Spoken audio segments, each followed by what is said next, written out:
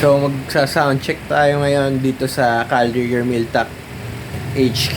Nandito yung mga technology natin. May meeting tayo ngayon sa Philippine Navy N7 about sa unmanned ground vehicle project namin before sa Philippine Army. So i-integrate to nung mga Filipino scientists natin sa mga projects nila and i-host ng Philippine Navy itong meeting na to para ma-discuss nung mga scientists from USA na balik scientist program and sa Sir Synergy flight ng Arms Corps Global Defense Tactical Survival Arms Expo event. Siya yung isang speaker doon, and yung Calrigger naman, we will help sa design ng mga defense technology na pwedeng i-apply sa project nila. So meeting lang tayo ngayon dahil galing sa iba-ibang lugar yung mga tao na attend.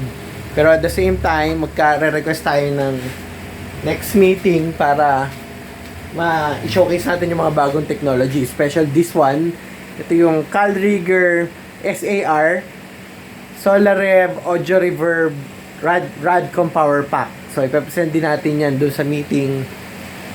Yung mga SolarRev units natin, ito yung mga ginawa ng Calrigger together with Philippine Army.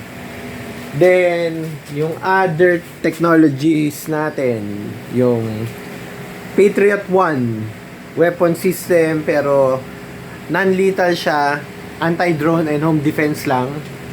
Yan, so i-demo natin yan. And yung lahat ng pwede pa nating i-demo ng mga radio communication system for search and rescue. Ito yung isa, Exodus, Calrigger SolarRev Exodus. Pero ang isang main priority mamaya sa meeting, itong si Patriot 1. Yan. So, special yung role niya sa mga unmanned ground vehicle, sa mga drones, dahil pwedeng ikabit yan. Pwede rin yan sa mga bahay, and pwede rin yan sa...